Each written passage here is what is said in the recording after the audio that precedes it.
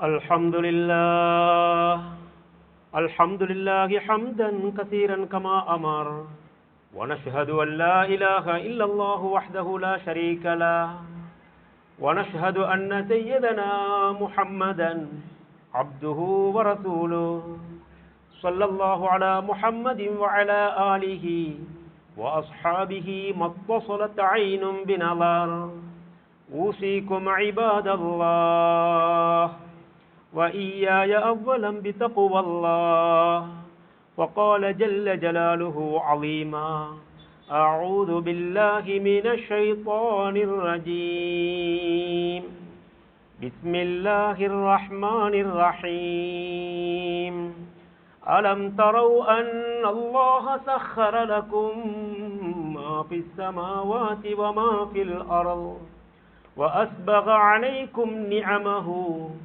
ظاهرة وباطنة ومن الناس من يجادل في الله بغير علم ولا هدى ولا كتاب منير صدق الله مولانا العلي العظيم وقال النبي صلى الله عليه وسلم ما من مسلم يغرس غرسا أو يزرع زرعا فيأكل منه طير أو إنسان أو بهيمة إلا كان له به صدق رسول الله صلى الله عليه وسلم. அளவற்ற அருளாளனும் நிகரற்ற அன்புடையோனுமாகிய அல்லாஹு ஜல்ல ஷானுஹு வ தஆலாவின் திருநாமத்தினால் இன்றைய குத்பா பிரசங்கத்தை ஆரம்பம் செய்கின்றேன். இந்த உலகத்திற்கு இறுதியாகவும் அருளாகவும் அனுப்பி வைக்கப்பட்ட எங்களுடைய நபி முஹம்மது முஸ்தபா ஸல்லல்லாஹு அலைஹி வஸல்லம் அவர்கள் மீதும் அவர்களின் வாழ்க்கை வழிமுறைகள் எடுத்து நடந்த சஹாபாக்கள், தாபிஊன்கள், தபா தாபிஈன்கள் மற்றும் கியாமத்துடைய நாள் வரும் வரையில் எவரவர்களெல்லாம் அவர்களின் வாழ்க்கை வழிமுறைகள் எடுத்து நடப்பார்களோ அப்படிப்பட்ட நல்லோர்கள் அனைவர்களின் மீதும் அல்லாஹ்வின் சாந்தியும் சமாதானமும் கபூலியத்தும் அருளும் உருவாகட்டும். புனிதமான ஜுமாவுடைய பரந்தை நிறைவேற்ற வேண்டும், முழுமையான நன்மைகளை அடைந்து கொள்ள வேண்டும் என்ற நல்ல நியத்துடன் நேர காலத்துடனே அல்லாஹுவின் இல்லமாம் பள்ளிவாசலை நோக்கி வந்து அமைதியாக அமர்ந்திருக்கும் அல்லாஹு ஜல்ல ஷானுஹு வ தஆலாவின் நல்லடியார்களே, நேசர்களே, எல்லா நிலையிலும் எல்லா விடயங்களிலும் அல்லாஹ் ஒருவனையே பயந்து நடந்து கொள்ள வேண்டும் என்று தக்வாவுடைய வசியத்தை முதலில் எனக்கும் அதை துயர்ந்து உங்களுக்கும் நான் ஞாபகப்படுத்திக் கொள்கின்றேன். இன்றைய குத்பா பிரசங்கத்தை பொறுத்தவரையில் பல விஷயங்களை ஞாபகப்படுத்துவது பொருத்தமாக இருந்தாலும் நேரம் காலத்தின் தேவையை கருத்தில் கொண்டு மிக முக்கியமான 3 தலையங்கங்கள் இங்கு தெரிவு செய்யப்பட்டிருக்கின்றன. அதில் முதலாவது 2 தலையங்கங்களும் மிக சுருக்கமாகவும் 3வது பகுதி ஓரளவுக்கு நீளமாகவும் இருக்கும். எனவே இந்த குத்பா பிரசங்கத்தின் முதலாவது பகுதி என்னவெனில், நாம் தற்போது இருக்கின்ற ரஜபுடைய மாதம் ஒரு முஸ்லிமை பொறுத்தவரையிலே அல் குர்ஆன் சொல்லுகின்ற 4 சிறந்த மாதங்கள் இருக்கின்றன. அந்த 4 மாதங்களில் ஒரு மாதம் ரஜபுடைய மாதம். முஹர்ரம், சஃபர், ரபீஉல் அவ்வல், ரபீஉல் ஆகிர், ஜமாதுல் அவ்வல், ஜமாதுல் ஆகிர், ரஜப், ஷாபான், ரமலான், ஷவ்வால், துல்காதா, துல்ஹஜ் என்ற 12 மாதங்களை ஒரு முஸ்லிமான மனிதர் கட்டாயமாக பாடமாக்கிக் கொள்ள வேண்டும். அது மாத்திரமின்றி தான் இருக்கின்ற மாதம் எது, அடுத்த மாதம் என்ன, அதுக்கடுத்த மாதம் என்ன, சுப்ஹானல்லாஹ், அல் குர்ஆன் சொல்வதை பாருங்கள். இன்ன இத்தத ஷுஹூரி இன்தல்லாஹ் 12 ஷஹ்ரன் ஃபீ கிதாபில்லாஹ். 12 மாதங்கள் இது அல்லாஹ் வகுத்தது என்பதை சுருக்கமாக அந்த வசனம் சொல்லிவிட்டு மின்ஹா அர்பஅத்துன் ஹுரும், அந்த 12இல் 4 மாதங்கள் இருக்கின்றன, அது சங்கையான மாதங்களாகும் என்று திருமறை அல் குர்ஆன் சொல்லித் தருகிறது. அந்த அடிப்படையிலே அந்த 4 மாதங்களில் ஒரு மாதம்தான் ரஜபுடைய மாதம். அல்ஹம்துலில்லாஹ், ரஜபுடைய மாதத்தை அடைந்து 2-3 தினங்கள் கழிந்து மிக அவசரமாக இன்ஷா அல்லாஹ் 2 மாதங்களும் இல்லை, ரமதானுடைய மாதம் மலர இருக்கிறது. அல்லாஹ் தஆலா அத்தனை பேருக்கும் அந்த ரமதானுடைய பாக்கி தந்துருவானா. ரஜபுடைய மாதத்தையும் ஷாபானுடைய மாதத்தையும் அழகாக அதை பாவிக்கக்கூடிய பாகி தந்துருவானாக. அதை தொடர்ந்து வரக்கூடிய ரமதானை முழுமையாக அல்லாஹ் எங்களுக்கு தந்து அதில் முதலாவது 10, 2வது 10, 3வது 10 ஹயாத்தாக்கி குறிப்பாக கடைசி 10ஐயும் அல்லாஹ் முழுமையாக எங்களுக்கு தந்து லைலத்துல் கத்ருடைய இரவுடைய பாக்கியத்தையும் அல்லாஹ் தந்துருவானாக. ரமதான் வரும், நாம் இருப்போமா இல்லை என்பது தெரியாது என்றாலும் ஆசைப்படலாமே, நியத்து வைக்கலாமே, தயாராகலாமே, அல்லாஹ்விடம் கேட்க முடியுமே. அல்லாஹும்ம பாரிக் லனா ஃபி ரஜப வ ஷஅபான, யா அல்லாஹ் இந்த ரஜபுடைய மாதத்தின் எங்களுக்கு நீ பரக்கத் செய்வாயாக, அதை தொடர்ந்து வருகின்ற ஷஅபான் மாதத்திலும் எங்களுக்கு நீ பரக்கத் செய்வாயாக. ஃபபல்லிக்னா ரமதான, ரமதானையும் எங்களுக்கு நீ தருவாயாக. இது துஆ, அல்லாஹ்விடம் ஆசையோடு கேட்போம். ரஜபை தந்த நாயனே எங்களுக்கு ரஜபையும் முழுமையாக தந்துவிடு, ஷாபானையும் எங்களுக்கு நீத்தா, அதை தொடர்ந்து வரக்கூடிய ரமதானையும் எங்களுக்கு நீத்தா என்று அல்லாஹ்விடம் கேட்போம். அல்லாஹ்வுடைய ஏற்பாட்டின் பேரில் அல்லாஹ் நாடினால் தருவான். குறைந்தபட்சம் நியத்துக்கு இன்ஷா அல்லாஹ் கூலி கிடைக்கும். இன்னமல் அமாலு பின்னியாத்தி, நீயத்துக்கு ஏற்பவே மனிதர்களுக்கு கூலி கொடுக்கப்படுகிறது என்று முஹம்மது ரசூல் ஸல்லல்லாஹு அலைஹி வஸல்லம் அவர்கள் சொன்னார்கள். அந்த அடிப்படையிலே ரஜபுடைய மாதத்தை அடைந்திருக்கிறோம். இந்த ரஜபுடைய மாதத்தை பற்றி அறிஞர்கள் அழகாக சொல்லுவார்கள். ரஜபுடைய மாதம் என்பது ஒரு விதைக்கின்ற மாதத்தை போன்றது. ஒரு பயிர் நிலம் இருக்கிறது, ஒரு விவசாய பூமி இருக்கிறது. அந்த விவசாய பூமியை ஒருத்தர் அடைந்திருக்கிறார். அதை தொடர்ந்து வருகின்ற ஷாபானுடைய மாதம் இருக்கிறதே, அது அந்த விதை நிலத்தை, அந்த விவசாய பூமியை பராமரிப்பு செய்து விவசாயம் செய்வதற்கு தயாராகின்ற ஒரு பூமியை போல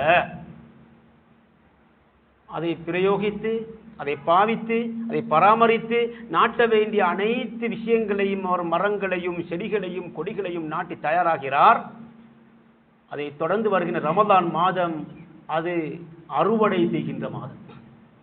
ரஜபுடைய மாதம் என்பது விதை நிலைத்தை போல, ஷாபானுடைய மாதம் என்பது விதைக்கின்ற மாதத்தை போல, ரமதானுடைய மாதம் என்பது அறுவடை செய்கின்ற ஒரு விளை நிலத்தை போல என்று அறிஞர்கள் இந்த 3 மாதத்தையும் சிறப்பாக சொல்லுவார்கள். அந்த அடிப்படையில் அல்லாஹ் தஆலா ரஜபை தந்திருக்கிறான். முதலாவது பிறை, 2வது பிறை, 3வது பிறை, 4வது பிறையும் அடைந்திருக்கிறோம். மீதமுள்ள இன்ஷா அல்லாஹ் ரமதான் மாதத்துக்கும் இந்த ரஜபுடைய மாதத்துக்கும் 2 மாதமும் இல்லை. அல்லாஹ் தஆலா அத்தனை பேருக்கும் இந்த ரமதானை தந்தருவான். எனவே இந்த ரமதான் வருவதற்கு முன் வருகின்ற ஷாபானையும் இந்த ரஜபையும் எப்படி பாவிப்பது என்பதை பற்றி சுருக்கமாக நோக்குவதானால், அல்லாஹ்வுடைய கடமைகளை முழுமையாக நிறைவேற்ற எல்லோரும் நியத்திப்போம் இன்ஷா அல்லாஹ். இதே போல ஃபர்து என்ற கடமைகளை தவிர்த்து இருக்கின்ற சுன்னத்தான, உஃபரியான, நஃபிலான எத்தனையோ வணக்கங்கள் இருக்கின்றன. அத்தனை வணக்கங்களும் முழுமையான அளவுக்கோ நாம் நேரத்தை ஒதுக்குவது, அதற்காக தயாராகுவது, எங்களை தயார்படுத்துவது, குறிப்பாக தௌபாவில் ஈடுபடுவது, அடுத்த மனிதனுடைய ஹக்கு விஷயத்தில் கவனம் செலுத்துவது, அடுத்தவருக்கு உதவிக்கரம் நீட்டுவது, திலாவத்துல் குர்ஆனை அதிகமாக செய்வது, சதகாவை முடியுமான அள்ளி கொடுப்பது, சுப்ஹானல்லாஹ். இப்படி ஃபர்தான தொழுகை, நோன்பு, ஜக்காத்து, ஹஜ்ஜி, இப்படி எத்தனையோ கடமைகள் இருக்கின்றன. அந்த கடமைகள் எதையெல்லாம் எங்களுக்கு முழுமையாக செய்ய முடியுமோ அதை செய்வோம். குறைந்தபட்சம் சுன்னத்தான அமளிபாதத் என்ற அடிப்படையில் இருக்கிற எத்தனையோ சுன்னத்தான காரியங்கள் இருக்கிறது. தொழுகை எடுத்துக்கொண்டால் தஹஜ்ஜத் இருக்கிறது, சுபஹுடைய முந்தின சுன்னத் இருக்கிறது, ஃபர்தான ஒவ்வொரு தொழுகைக்கும் முந்தி இருக்கின்ற சுன்னத்தான தொழுகை இருக்கின்றன. இது தவிர வித்ரு தொழுகை, துஹா தொழுகை, இப்படி எத்தனையோ சுன்னத்தான தொழுகைகள். நோன்பை எடுத்துக்கொண்டால் ரமதானுடைய மாதத்தில் ஃபர்தான நோன்பு, அது தவிர 6 நோன்பு, மாதத்தில் பிரிக்கின்ற ஐயாமுல் பீல் எனப்படுகின்ற 3 நோன்பு, அரபாவுடைய நோன்பு, இது தவிர திங்கட்கிழமை வியாழக்கிழமை பிரிக்கின்ற நோன்பு, இப்படி எத்தனையோ சுன்னத்தான நோன்பு இருக்கின்றன. இவைகளை முடியுமான அளவுக்கு இந்த ரஜபுடைய மாதத்தில் இன்ஷா அல்லாஹ் நாம் நோக்க தயாராகுவோம். இதோடு சேர்த்து சதகா என்ற உஃபரியான வணக்கத்தில் கூடுதலாக நாம் சம்பந்தப்பட வேண்டும். இன்று அனர்த்தங்களும் அழிவுகளும் பிரச்சனைகளும் கஷ்டங்களும் அடிக்கடி வந்து கொண்டே இருக்கின்றன. எனவே சதகா என்ற ஒரு இபாதத் வரக்கூடிய பலாய் முசீபத்திலே தடுத்து நிறுத்தும் என்று முஹம்மது ரசூல் ஸல்லல்லாஹு அலைஹி வஸல்லம் சொன்னார்கள். எனவே இந்த ரஜபுடைய மாதத்திலும் ஷாபானுடைய மாதத்தையும் முழுமையாக பயன்படுத்துவோம். அல்லாஹ் தஆலா அத்தனை பேருக்கும் ரமதானையும் முழுமையாக தந்தருவானாக. இது இந்த குதுபா பிரசங்கத்தின் முதலாவது பகுதியில் மிக சுருக்கமான 2 செய்திகள். இனி 2வது தலையங்கத்தையும் சுருக்கமாக நோக்குவோம்.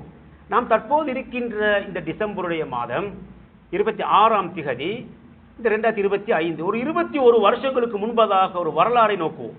ஒரு 21 வருஷம் முந்தி செல்லுங்கள். இந்த நாட்டில் என்ன நடந்தது?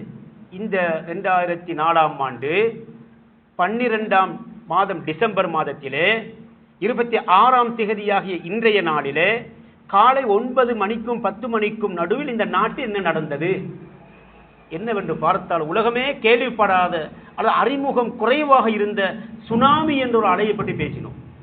அதுதான் சூறாவளியா பேரு, வெள்ளமா, என்னென்னவோ பேர்கள், என்ன பேரை சொன்னாலும் ஒரு அழிவு என்பதுதான் கடைசி முடிவு. அந்த வரலாறை பார்த்தால் மறக்க முடியாது. இந்த நாட்டிலே ஏற்பட்ட பேரழிவுகளில் ஆகப்பெரிய பேரழிவாக சுனாமி என்பதை எடுத்துக்கொள்வோம். இன்றும் கூட காலையிலே அரசாங்க நிறுவனங்களிலே, குறிப்பாக பாடசாலைகளிலும் கூட 9 மணிக்கும் 10 மணிக்கும் நடுவிலே அமைதி என்ற ஒரு செகண்ட் கணக்கிலே அமைதி காத்தார்கள். காரணம், அந்த 21 வருஷங்களுக்கு முன்பதாக இந்த நாட்டிலே நடந்த இந்த அனர்த்தத்தை, சுனாமியை மக்கள் மறக்கக்கூடாது என்பதற்காக அந்த சுனாமி ஞாபகப்படுத்தப்பட்டது. உண்மையிலேயே அல்லாஹு தஆலா நாடினால் எதையும் எங்களுக்கு விரோதியாக்குவான், எங்களுக்கு சாதகமாக்குவான், எதையும் பாதகமாக்குவான். எங்களுக்கு நலவு செய்கின்ற அல்லாஹ்வுக்கு கெடுதி செய்ய முடியும், கெடுதியை தரக்கூடிய அல்லாஹ்வுக்கு நலவை தர முடியும். அனைத்து சக்தியும் அவன் கைவசம் இருக்கிறது என்பதை ஒரு குறிப்பிட்ட நிமிஷத்தில் அல்லாஹ் செய்து காட்டினான். எத்தனை கோடி கோடி கோடி, மில்லியன், பில்லியன், ட்ரில்லியன் இந்த நாட்டில் சொத்துக்கள் அளிக்கப்பட்டன. இதே போல எத்தனை உயிர்கள் காவி கொள்ளப்பட்டன, எத்தனை மதரசாக்கள், எத்தனை பள்ளிவாசல், எத்தனை ஸ்கூல்கள், எத்தனை வியாபார ஸ்தலங்கள், விளைநிலங்கள் கணக்கு பார்த்தால் கோடி கோடி கோடி, பல கோடி. அது குறிப்பிட்ட 2-3 மணித்தியாலங்கள் அழிந்து நாசமாகியதே. இதை அல்லாஹ் செய்து காட்டினான். எனக்கு முடியும், உலகத்தில் எதையும் சாதிக்க முடியும் என்பதை அல்லாஹ் நிரூபித்து, நான் தான் அல்லாஹ், நான் தான் ஹாலிக், நான் தான் காதிர், நினைப்பதை செய்வோன் என்பதை நிரூபித்து காட்டினான். இது 2004ஆம் ஆண்டு டிசம்பர் மாதம் 26ஆம் திகதி திங்கட்கிழமை 9 மணிக்கும் 10 மணிக்கும் நடுவில் இந்த நாட்டில் நடந்த 21 வருஷங்களுக்கு முன்பதாக நடந்த ஒரு செய்தியை இங்கு ஞாபகப்படுத்தியிருக்கு. இது அல்லாஹுடைய குதரத்தையும் சக்தியை வெளிப்படுத்தியிருக்கிறது. எனவே இது சம்பந்தமாக மறக்கக்கூடாது. அல்லாஹு தஆலா இந்த உலகத்தில் எதையும் சாதிப்பான் என்பதை உறுதியாக உள்ளத்தில் கொண்டு 3வது தலையங்கத்துக்குள் நாம் இப்போ நுழைவோம். உங்களுக்கு தெரியும், சென்ற ஒரு மாத காலத்துக்கு முன்பதாக, சரியாக 29 நாட்களுக்கு முன்பதாக, அதாவது நவம்பர் மாதம் 27ஆம் திகதி வியாழக்கிழமை என்ன நடந்தது இந்த நாட்டிலே? சுப்ஹானல்லாஹ். அதைத்தான் ஏதோ பல பெயர்களை சொன்னாலும் அதுவும் ஒரு வெள்ளம், அதுவும் ஒரு அழிவு, அது ஒரு அனர்த்தம். சுப்ஹானல்லாஹ். அந்த அனர்த்தத்தை சந்தித்தோம். அந்த அனர்த்தத்தினுடைய முடிவு அன்று சுனாமியில் ஏற்பட்டது போன்ற அழிவு இல்லாவிட்டாலும் இந்த நாட்டில் ஏற்பட்ட பாரிய நஷ்டங்களில் அந்த 27ஆம் திகதி நவம்பர் மாதம் நடந்த அந்த புயல், காற்று, வெள்ளம் பயங்கரமான அழிவையும் நஷ்டத்தையும் கஷ்டத்தையும் இந்த நாட்டில் உருவாக்கியது. யார் உருவாக்கியது? அல்லாஹ் தனக்கு முடியும் என்பதை சாதித்து காட்டினான். சென்ற 18ஆம் திகதி, அதாவது வியாழக்கிழமை, சென்ற வெள்ளிக்கிழமைக்கு முந்தின தினம், இந்த நாட்டிலே இந்த மண் சரிவின் மூலமாக, இந்த அனர்த்தத்தின் மூலமாக, இந்த சூறாவளியின் மூலமாக, இந்த புயல் மூலமாக, இந்த வெள்ளத்தின் மூலமாக இந்த நாட்டுக்கு ஏற்பட்ட நிலை என்ன, தரவுகள் என்ன என்பதை வெளியாக்கியிருந்தார்கள். சுருக்கமான ஒரு கருத்தை சொல்லுவதானால், மண் சரிவு என்ற பெயரில் 1200க்கும் மேற்பட்ட சிறிய பெரிய மண் சரிவுகள் ஏற்பட்டன. அதிகமாக இருக்கலாம், இது தரவுகளுக்காக எழுதப்பட்ட தரவு.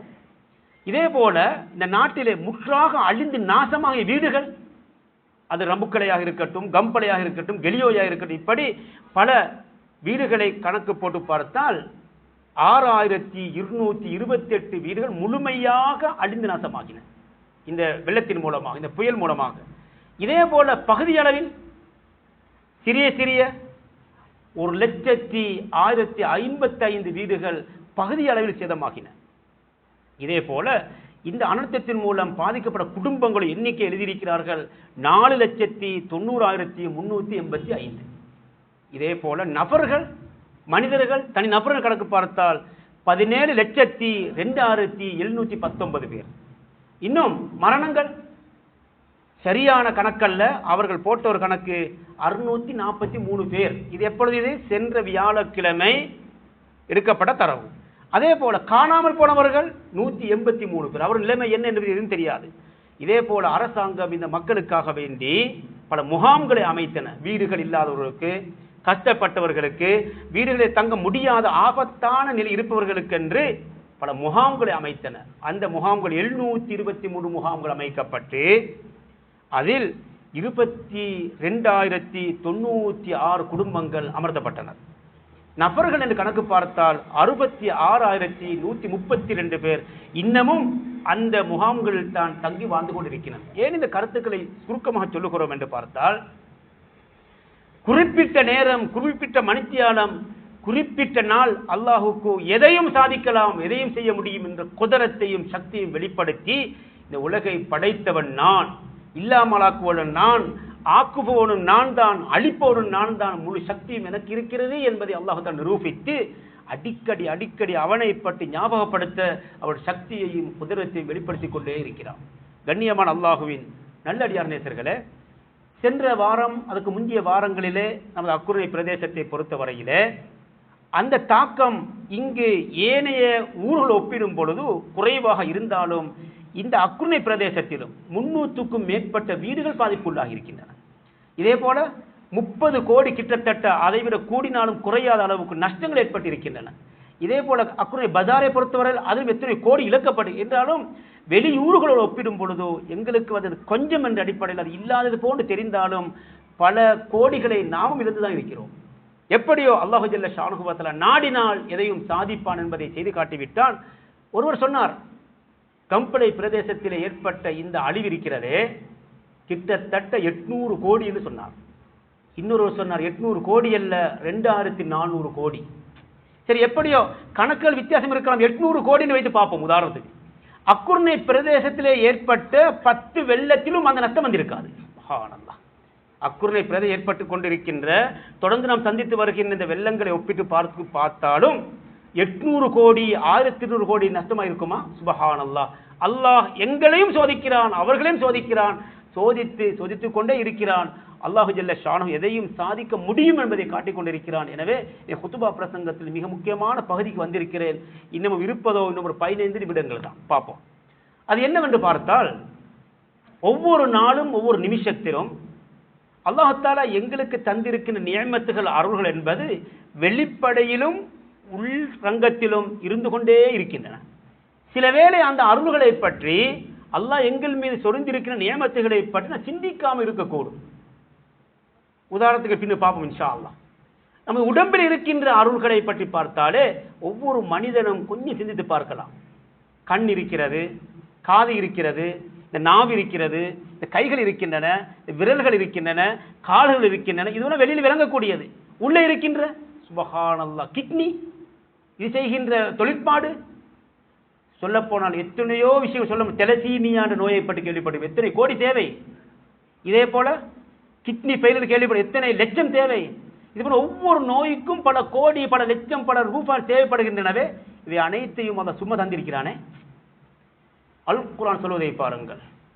அலம் நஜஅல் லஹு ஐனைன் வ லிசானன் வ ஷஃபதைன் வ ஹதைனாஹு நஜ்தைன். 2 கண்களை கொடுக்கவில்லையா? அவனுக்கு 2 உதடுகளை கொடுக்கவில்லையா? ஒரு நாக்கை கொடுக்கவில்லையா? சாதாரணமாக அந்த லேச எளிமையான நடையில் எங்களுக்கு தந்திருக்கின்ற சில நியமத்துகளை சொல்லி காட்டுகிறான். இது இல்லாமல் எத்தனை எத்தனை ஆயிரம் லட்சம் கோடி என் உடம்பிலே அல்லாஹ் தந்த நியமத்துகளும் அருள்களும் இருந்து கொண்டிருக்கு. இரவிலே தூங்குகிறோமே, அல்லாஹும்ம பிஸ்மிக அமூது வாஹியா என்று சொல்லுகிறோம். காலையில் எழும்பும் பொழுது அல்ஹம்துலில்லாஹ் அல்லதி அஹ்யானா பாதமா அமாத்தனா வ இலைஹி நுஷூர் சொல்லுகிறோமே. இரவிலே மௌத்தாகுவது போன்ற நிலையிலே நாம் இருக்கிறோம். மௌத்துக்கு சமீபமான நிலையை அடைகிறோம். எதுவுமே தெரியாது, எதையும் பேச மாட்டோம், எதையுமே உணர மாட்டோம், எதுவுமே தெரியாது. அல்ஹம்துலில்லாஹ் அல்லதி அஹ்யானா பாதமா அமாத்தனா, எங்களை மௌத்தாக்கி ஹயாத்தாக்கிய அந்த அல்லாஹுக்கு எல்லா புகழும் இப்படி ஏறி சொல்லுகிறோம். அல்லாஹுக்கு முடியும். தூக்கத்தோடு அப்படியே நிரந்தர தூக்கத்தை தர முடியாதா? இரவிலே தூங்கியவரை அல்லாஹ் எழுப்புகிறானே. நடக்கிறோமே, பாய்கிறோமே, குளிக்கிறோமே, தொழுகிறோமே, வியாபாரம் செய்கிறோமே. அல்லாஹ் நாடி இருந்தால் படுத்தவரை எழும்பாமல் ஆக்கி இருக்கலாம், அல்லது எழுந்தவருக்கு அசைய முடியாமல் ஆக்கி இருக்கலாம், பேசியவரை கொலுவாக்கி இருக்கலாம், ஊமையாக. காது அழகா கேட்கிறதே செவிடாக்கி இருக்கலாமே, நடக்க முடியுமானவரை முடமாக்கி இருக்கலாமே, நொண்டியாக. கைகள் இயங்குகின்ற சொத்தியாக்கி இருக்கலாமே. இதையெல்லாம் அல்லாஹ்வுத்தாலா செய்யாமல் காலையில் எழும்புகிறோம், சுப்ஹானல்லாஹ். சில நேரம் அல்ஹம்துலில்லாஹ் சொல்லக்கூட மறந்து விடுகிறோம். காலையில் எழும்பி அல்ஹம்துலில்லாஹில்லதி அஹ்யானா பஅதமா அமாத்தனா வைலஹின் நுஷூர் என்று இன்று நான் ஓதினேனா? ஒரு சிந்தித்து பார்ப்போமே. இதே போல காலையில் எழுந்தோம், உழு செய்தோம், தொழுதோம், எங்களுடைய தொழில்களில் ஈடுபட ஆரம்பித்தோம். இதே போல எங்களுடைய வேலை விட்டு ஈடுபடுகிறோம், சாப்பிட்டோம், குடித்தோம். சாப்பிட முடியுமாக ஆக்கினானே, தண்ணீரை குடிக்கும் முடியுமாக ஆக்கினானே, உடம்பில் இருந்த கழிவுகளை வெளியேற்றினானே. சுப்ஹானல்லாஹ், அல்ஹம்துலில்லாஹில்லதி அதுஹப அன்னில் அதா வாஃபானி. உடம்பிலே இருக்கின்ற இந்த கழிவுகளை அழகாக வெளியேற்றி சுகத்தை தந்த அந்த அல்லாஹுக்கு இல்லா போலும். சொன்னோமா? சொல்லுவோம் இன்ஷா அல்லாஹ். அல்லாஹ் தஆலா இப்படி ஒவ்வொரு நாளும் பல கோடி கோடி கோடி நியமத்துகளை தந்து கொண்டே இருக்கிறான். சிந்திப்போம் இன்ஷா அல்லாஹ். இன்னும் பார்ப்போம். இந்த உடம்பு இருக்கிறதே, இந்த உடம்பிலே தண்ணீருடைய சுழற்சி எத்தனை தடவை நடக்கிறது. நான் பேசுகிறேன் என்றால் நீங்கள் கேட்டுக்கொண்டிருக்கிறீர்கள், நீங்கள் பேசுகிறேன் நான் கேட்டுக்கொண்டிருப்பேன். இந்த உடம்பிலே இருக்கின்ற தேவையான தண்ணீருடைய சுழற்சி இல்லாவிட்டால் என்னால் பேசலாமா? உங்களால் பார்க்கலாமா? நடக்கலாமா? இந்த கையை மடிக்க முடியுமா? காலால் ஒரு எட்டு எடுத்து வைக்க முடியுமா? தண்ணீர் என்ற இரத்தம் போன்ற ஒரு சுழற்சி இல்லாமல். கண் உருளுகிறதே, எப்படி உருண்டது? இந்த நாவுக்கு ஒரு ஈரடிப்பு வருகிறது, உமிழ் நீர் வருகிறது. உமிழ் நீர் வரப்போய்த்தான் நான் பேசுகிறேன், நீங்கள் கேட்டுக்கொண்டிருக்கிறீர்கள். காது, கண், ஒவ்வொரு உறுப்பும் தண்ணீரோடு சம்பந்தப்படும். இப்படி சொல்ல போனால் கோடி கோடி நியமத்துகளை அல்லாஹ் எங்களுக்கு தந்து நன்றி செலுத்தினீர்களா, சிந்தித்தீர்களா என்று அல் குர்ஆன் கேட்பதை பாருங்கள். அலம் தரவு அன்னல்லாஹ சக்கர லகும் மா ஃபிஸ் ஸமாவாதி வ மா ஃபில் அர்ள்.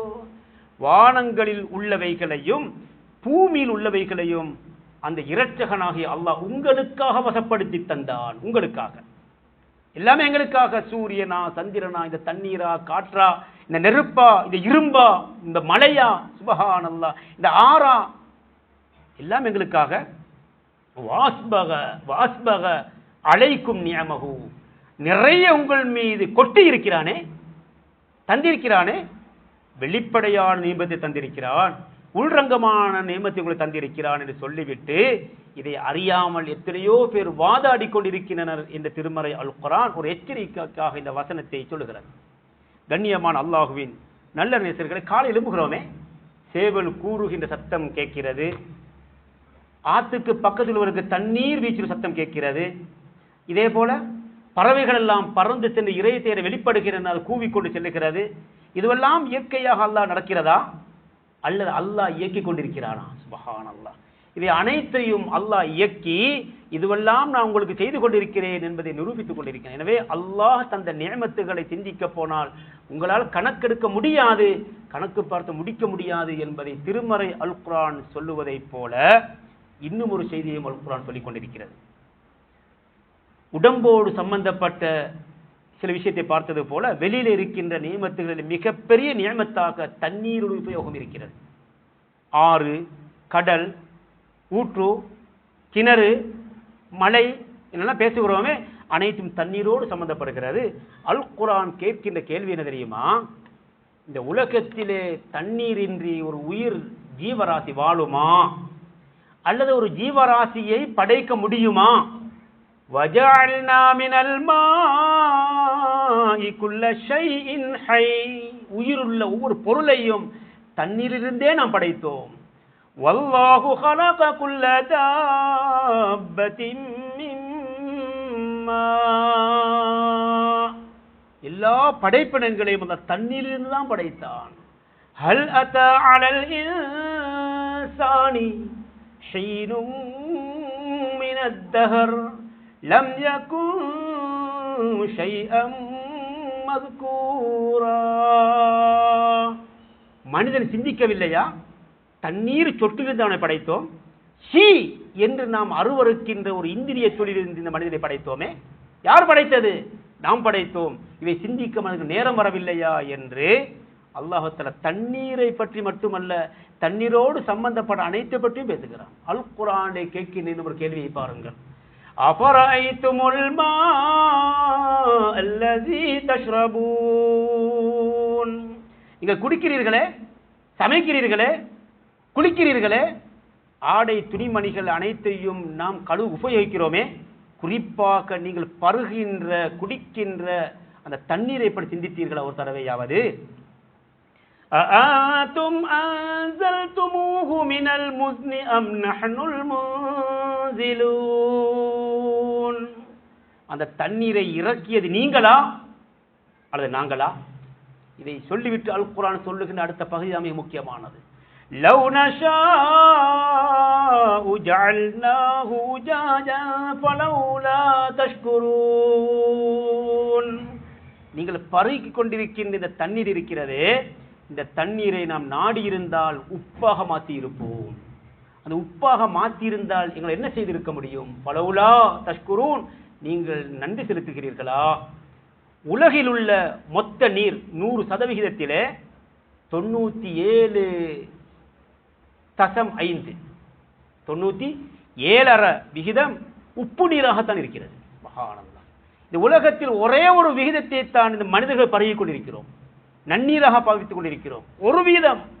இந்த ஒரு வீதத்தை அல்லாஹ் எங்களுக்கு தந்து அதையும் நாம் நாடினால் உப்பாக மாற்றி இருப்போம். நீங்கள் என்ன செய்திருப்பீர்கள் என்று அல் குர்ஆன் கேட்கிறது. அது மட்டுமல்ல, இந்த உலகத்திலே வெளிப்பட்டு கொண்டிருக்கிற இந்த தண்ணீர் இருக்கிறதே, இதை நாம் நாடினால் பூமிக்குள்ளே அனுப்பிவிடுவோம். பிறகு எப்படி நீங்கள் எடுப்பீர்கள்? அதையும் அல் குர்ஆன் கேட்பதை பாருங்கள். குல் அரஐதும் இன் அஸ்பஹ மாஉக்கும் கௌரா ஃபமன் யஅதீகும் பிமாஇன் மஈன். சிந்திக்கவில்லையா? நீங்கள் பார்க்கவில்லையா? உங்களுக்கு நாம் தந்திருக்கின்ற தண்ணீரை பூமிக்குள்ளே அனுப்பிவிட்டால் அதை எடுப்பவர் யார் என்று அல் குர்ஆன் கேட்கிறது. கண்ணியமான அல்லாஹுவின் நல்லறிஞர்களே, இப்படி தண்ணீர், நெருப்பு, காற்று என்பது மூச்சு என்று பேச போனால் அதை பற்றி மட்டுமே பேச முடியும். அல் குர்ஆன் இதையெல்லாம் சொல்லி இதை ஞாபகப்படுத்துகிறது. நீங்கள் எங்களுக்கு நன்றி செலுத்தினீர்களா? எனவே அல்லாஹ் தந்திருக்கிற ஒவ்வொரு நியமத்தை பற்றியும் சிந்தித்து அதுக்கு நன்றி செலுத்துகின்ற அடியார்களாக மாற வேண்டும் என்பது முதலாவது பகுதியாகும்.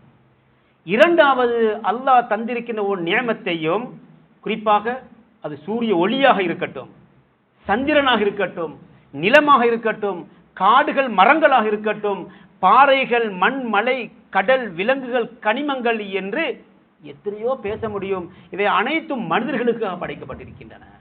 அவைகளை உபயோகித்துக் கொண்டிருக்கிறோம், அதை பாவித்துக் கொண்டிருக்கிறோம்.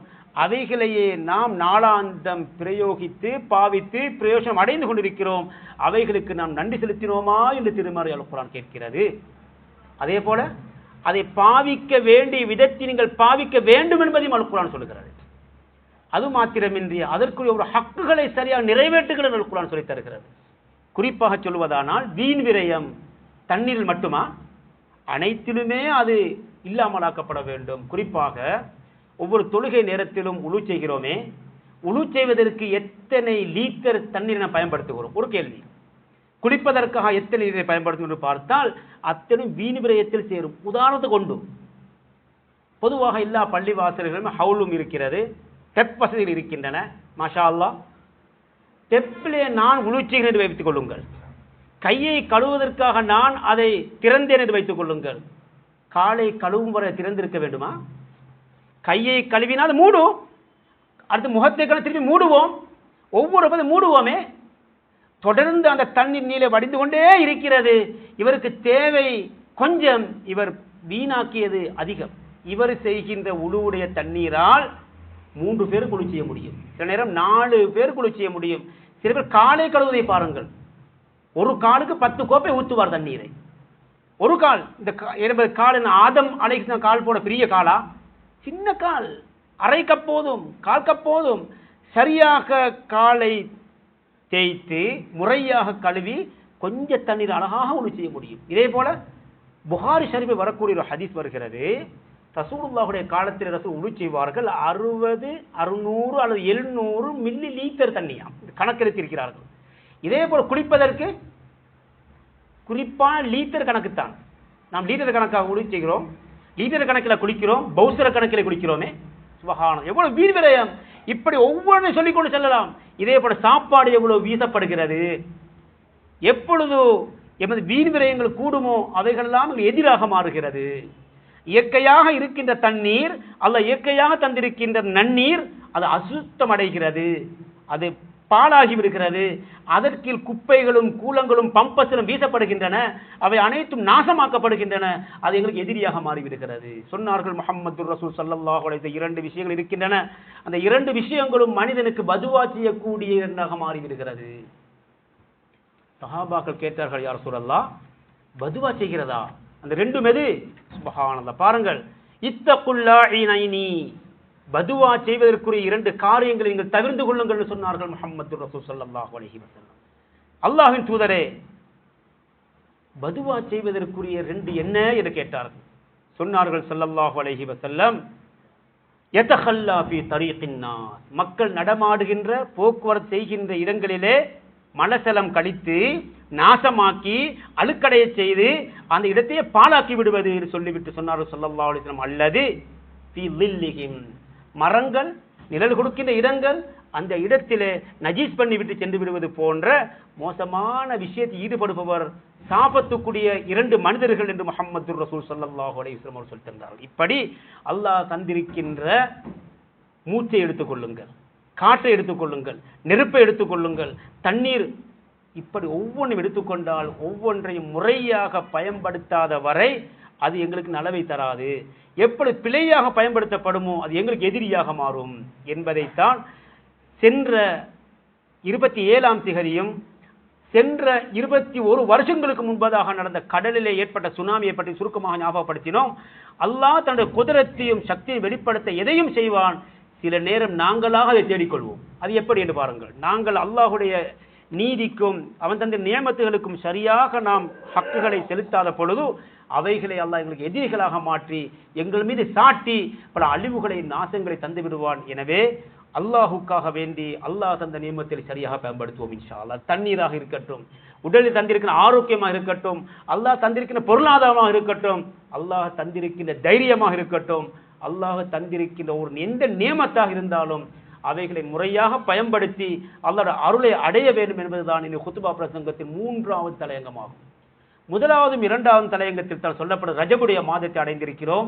சில தினங்கள் கழிந்து விட்டது, மீதமாக இன்னமும் ஒரு மாதமும் ஒரு 25, 24 நாட்கள் தான் மீதமாக இருக்கின்றன. ரமதானுடைய மாதம் எங்களை எதிர்நோக்கி நிற்கிறது. எனவே ரஜபுடைய மாதத்தையும் அமலுக்கு பயன்படுத்துவோம், ஷாபானுடைய மாதத்தையும் அமலுக்கு பயன்படுத்துவோம், அந்த ரமதானையும் நாம் அல்லாஹ்வுடன் கேட்போம் என்று ஒரு துஆவும் இங்கு சொல்லப்பட்டது. அல்லாஹு பாரிக் லனா ஃபீ ரஜப வ ஷாபான், ரஜபுடைய மாதத்திலும் ஷாபான் மாதத்திலும் எங்களுக்கு நீ பரக்கத் செய்து ஃபபல்லிக்னா ரமதான, ரமதானுடைய மாதத்தையும் எங்களுக்கு நீ தருவாயாக என்று துஆ கேட்க வேண்டும் என்று சொல்லப்பட்டது. அதைத் தொடர்ந்து 21 வருஷங்களுக்கு முன்பதாக 2004ஆம் ஆண்டு இதே டிசம்பர் மாதம் திங்கட்கிழமை 9 மணிக்கும் 10 மணிக்கும் நடுவில் நடந்த சுனாமி அந்த சப்ஜெக்டும் சுருக்கமாக ஆரம்பத்தில் ஞாபகப்படுத்தப்பட்டது. எனவே அல்லாஹ் இந்த உலகத்தை இயக்கிக் கொண்டிருக்கிறான், அல்லாஹ் எங்களை படைத்து எங்களை பார்த்து கொண்டிருக்கிறான். எனவே அல்லாஹ் எங்கே சொரிந்திருக்கின்ற வெளிப்படையான உள்ரங்கமான அனைத்து நியமத்துகளுக்கும் நன்றி செலுத்தி அந்த அல்லாஹுடைய அருளை பெற்ற சமூகமாக அல்லாஹ் எங்களை ஆக்கியருள்வானாக. ரப்பே எங்கள் குற்றம் குறைகளை மன்னித்து யார் யாரெல்லாம் இது போன அனர்த்தங்கள் சிக்கி கஷ்டப்பட்டு கொண்டிருக்கிறார்களோ அவர்களுக்கு நீ கூடிய சீக்கிரம் விடுதலை கொடுத்தல்வாயாக. யாரெல்லாம் கஷ்டத்தோடு வாழ்ந்து கொண்டிருக்கிறார்களோ அவர்களுக்கு நல்ல நிலை ஏற்படுத்தி கொடுப்பாயாக.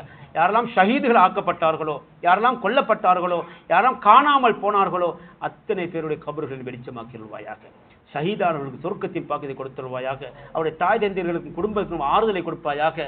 இப்படியே முழு உலகத்திலும் எங்கெங்கெல்லாம் பிரச்சனைகளும் கஷ்டத்தோடு மக்கள் வாழ்கிறார்களோ அத்தனை பேருக்கும் நீ உடைய ரஹ்மத்தையும் அருளையும் சொரிந்து ஹிதாயத்தை கொடுத்து கலிமாவோடு வாழ்ந்து கலிமாவோடு மரணித்து மேலான ஜன்னத்துல் ஃபிர்தௌஸுடைய பாக்கியத்தை நம் அத்தனை பேருக்கும் தந்துருவாயாக. வாஹிரு தஅவானா அல்ஹம்துலில்லாஹி ரப்பில் ஆலமீன்.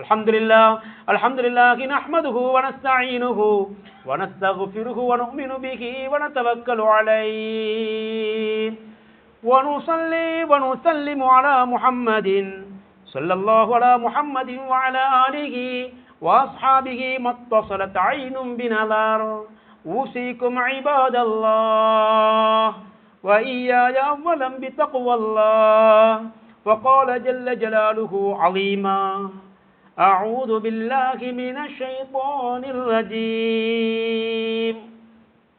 بسم الله الرحمن الرحيم إنا جعلنا ما على الأرض زينة لها لنبلوهم أيهم أحسن عملا